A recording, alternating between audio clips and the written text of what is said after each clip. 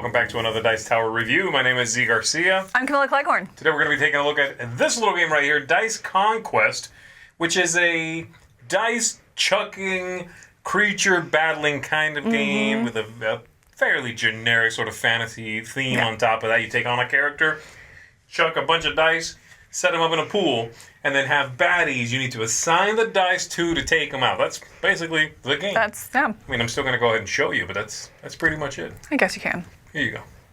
To set up the game, we're going to give each player one of these health trackers and one of these round breakdowns, player aids. We've got a number of players that is going to denote how much health each player begins with. So, for example, in a one-player game, it tells us right here, we begin with 20 health. That's what I'll do for today. 20 health. Then you are going to pick, every player is going to take randomly, or they can pick one of these characters here. I'm going to go with the Knight. That's going to be my character. And then you will take this creature, the final boss. You'll set him aside for a moment. You'll shuffle up the rest of these, and they're going to go on top of this one. You will need to work your way through all the creatures and defeat that final guy to win the entire game. You can also use these cards here, which are traps, to make the game a little more difficult. You can add whatever amount you want to the deck of these randomized and shuffled in if you want to kick up the difficulty a little bit, and they all do something in the game. So I'll set those aside for right now. We are ready to begin. We have a start player token here, which obviously I'll keep if I'm playing solitaire, and we are good to go. So here's what a round looks like. At the beginning of the round, we are going to reveal 3 of these. I'll reveal those 3 there. I'm going to scoot them over like so. There we go.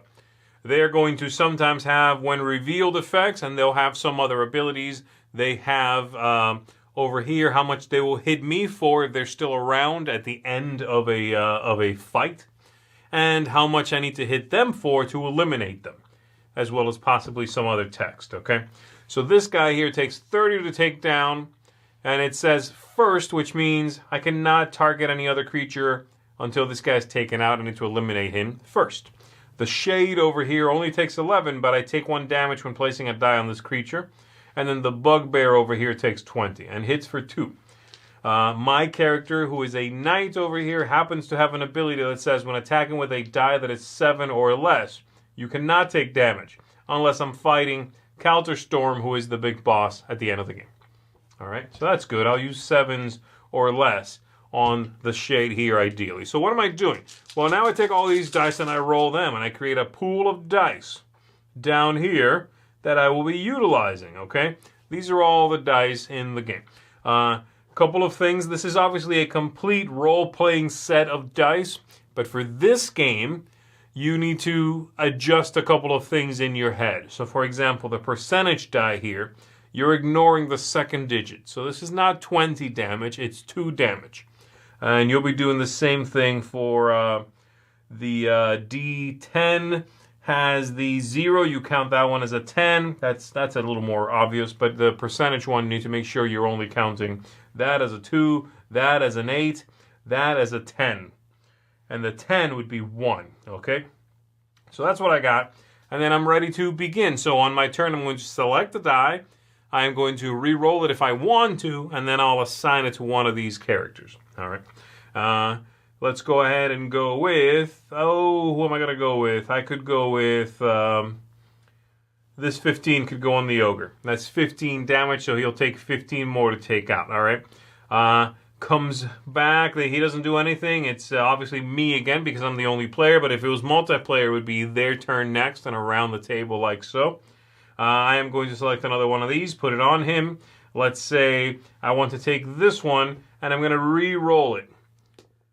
Okay, I got a 3. That's not great, so I'll put the 3 on him. That brings him up to 18. I'm still not doing so good. I will do that again. Or I could even use this one here, which is a 3 right now. Hold on. The D4 here rolled a 3 at the top, which is the number it rolled. Every player is going to have a special ability right here.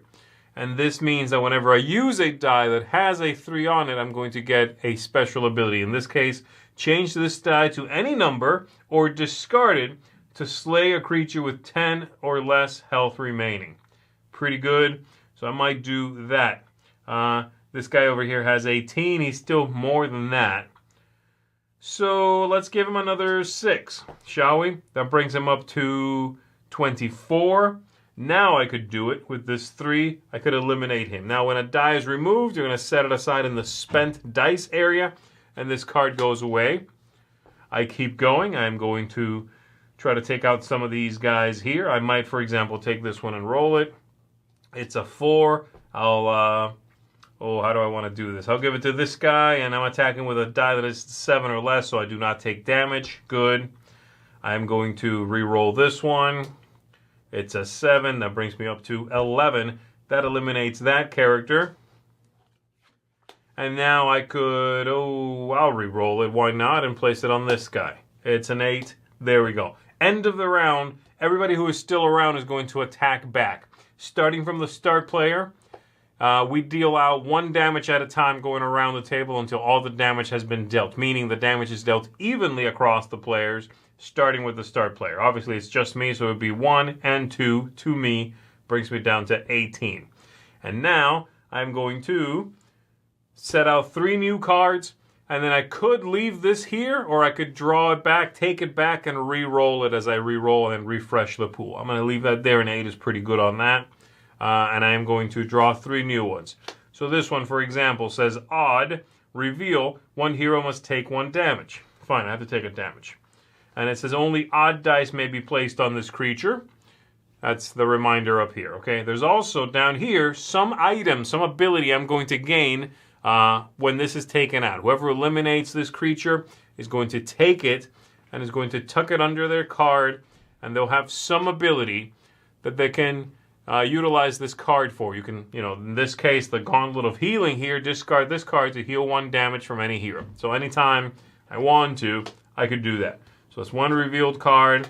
I could reveal here the Wyvern, and then I would reveal another one, which is this fella here. And now I've got, this one gives me a Sword of Flame when I take him out. He also hits for 3, so I really want him gone. And the Basilisk over here, you cannot re-roll until this creature is slain. That's not great.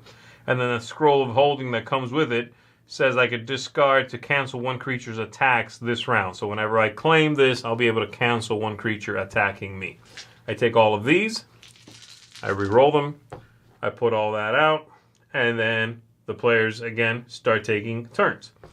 Starting from, obviously, the start player, which would have moved to the next player if there were more than 1, but right now it's just me.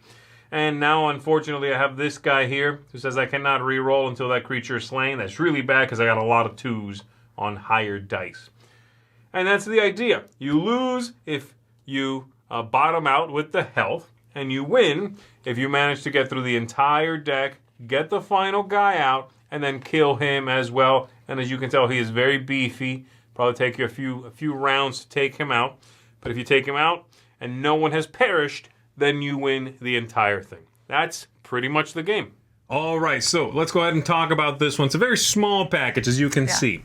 And from what I understand, I don't think this is exclusively, or I should say explicitly mentioned in the rule book, but part of the idea of this game is to sell you a full set, the 7 dice you'd need for a role-playing session. Oh. Right, so you got these, you can see what they look like, and a little card game that uses those dice. Oh, interesting. Okay, I think I thought of it opposite. And I mean, I'm sure you did the research and you're right, but in my mind, not knowing that going into it, I thought it was more about the game, and it's like, and these dice are fine because they're the standard D&D dice, and you can use your own, or your role-playing dice, and you can use your own if you have your dice that your beloved pair. That works too, right? That's the idea. Yeah, that could work also. Unfortunately, I think that which is a cool idea, works against the game for me, in my opinion, a little bit, because they need to fit and do 2 things, which means you get a D10, which is 10 hits, but you also get a percentage die, which you need to ignore that it might say 40. It's not 40 hits, it's 4 hits. Yeah. And there's a paragraph dedicated to saying, sorry, we know this isn't really what the numbers say, but we need to include a full play set because that's part of how we're going to sell this to you. Yeah. For me personally, I would serve one thing fully and without the hang-ups of the rules or the other. Okay. Like, I would just not include a percentage die in this. That's an extra rule that is going to muddy the waters a little bit just for the sake of somebody then taking these and playing Pathfinder or D&D or something. I feel like those people have dice. They don't need this set. So then they would, You know, I understand the idea of sort of duplicating value in this product, but I find that to be just negligible, really. You know? Again, because if it was thinking the way I was thinking about it, then they could have just done without the die, because then you just don't use that one. You know, so then why not just make it a card game? Right. You know, as opposed to if it's supposed to be selling you the dice, then they want to include it and they try. It does get a little muddy. But yeah, I mean, I was thinking again, like I have a pair of role-playing dice that I would use in this. Oh, that'd be really cool to use my own dice and feel like it, but then it could have just been a card game. But does that kind of exclude people that don't already have dice? So I don't know. I think it's kind of tricky for it. For me, it didn't detract from it. I think something like that usually would, but for some reason it was just one of the dice. I think maybe once it kind of, hold on, I had to remember that. But it was easy enough that it didn't hold me up in the gameplay. Okay. As far as the gameplay itself, this is a time waster, and I mean that nicely. Okay, as nicely as I can. It's a game that you open it up, it takes a fairly small amount on the table of space, and you are pretty much immediately playing. Yes. And it is, you bumble along. It's sort of like very quick. There's nothing to hang you up. Once you know how to play this game, you can crack open, go from opening the box to playing in 60 seconds tops. Right, yeah. Right? Yeah. It's so quick. And I like that. I like that this is that style of game. The flip side of that is, I don't know about the replayability necessarily. I wonder if this has like the legs to be still getting pulled out in 6 months. I think it would within its little space in the again, I hate time waster is a hard term, you know, but kind of filler space. It's even less than a filler, I think. But in that space, it would like, oh, we're waiting for our fourth, player to take our fourth D&D, I don't know what they call them, role player or first person participant to arrive. Let's play a quick game of this. I think that it would still in 6 months. I think because it is light enough, it is familiar enough, it's also quick enough that while you're waiting, I really think that it fits that little niche of that filler, prelude to something else for the evening. I think it fits that niche pretty well. And so I think it would have the legs for that. Again, But I think and the reason I say that is because I really liked the arc of the game, and I think that's something that you talked about. I think there were those moments. There were definitely moments in this where it's like, this is impossible, and then other times where it's like, wow, we took out like 6 in 1, and so it kind of gives you that role playing experience as well. And it all comes down to these dice roll, and oh my gosh, and then this is not going to work, and then kind of puzzling through it a little bit. I have this power if I use this one, or if you use that one. It's those puzzly moments. I think that will keep it coming to the table. An evergreen, no, but again, in that filler category to kick something off while you're waiting those moments, I do think it has the legs between the arc and the quickness of it. Yeah, it's a very pretty game. I think the artwork is spectacular.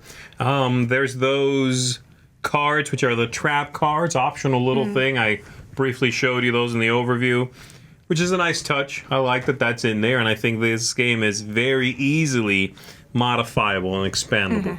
It's the kind of game that if it does well, they can put out creatures galore and variants and expansions and what have you. I think that's really cool.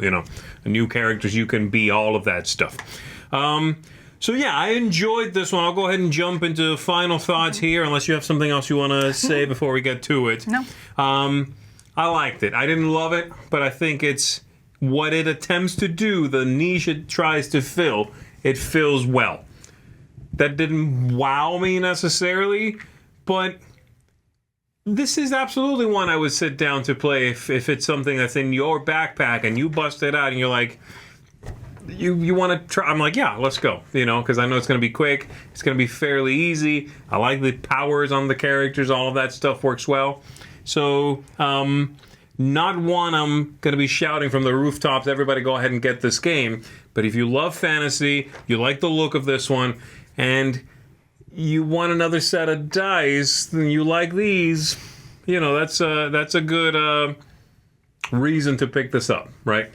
For me, the little rules hang-ups, the dice pulling double duty and getting in my way a little bit when they could have not. I hate rules that are there to sell me a product to act as two products. Like a card game, and all the cards also have 52 card symbols in the corners, the pips. I'm like, I'm never going to play card games with this deck. Yeah. Get it out of there. It's visually annoying, you know? That's a little bit how I feel about these.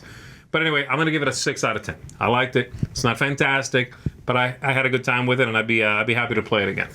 I'm actually coming in quite a bit higher than that. I'm going to come in at a 7.5 on this. This is absolutely one that I would recommend, and I think it's, in my mind, like I said, that filler before you go on to something else, especially if you're doing a fantasy night, you know, because I tend to like theme my games together on game nights, you know, so when it's a fantasy night, then this is one that I would do to kick off. It's also one that I can see myself going home after a hard day at work or rough day at work, and you'd be like, I just want to play something quick that's comfortable, that I can get the rules but also feel satisfied at the end. I think that this game delivers that. So it's one that I would absolutely recommend in both of those categories. It is very well illustrated. Fantasy is not one of my top genres. I'm definitely more of the sci-fi. But this one really appealed to me, you know? And so I think I understand what you're saying on the dice. And I can see that hang up, but it wasn't a problem for me. I'm probably making it a bigger deal than it is because there's very little to talk about. This is such a small package. A little thing is a larger percentage of the whole thing. Right? I mean, that's just how that is. But yeah, there we go. So, seal of approval on this one, folks. That is Dice Conquest. Thanks very much for checking this one out. My name is Zee Garcia. I'm Camilla Cleghorn. You've been watching the Dice Tower. Watch out for the beasties out there.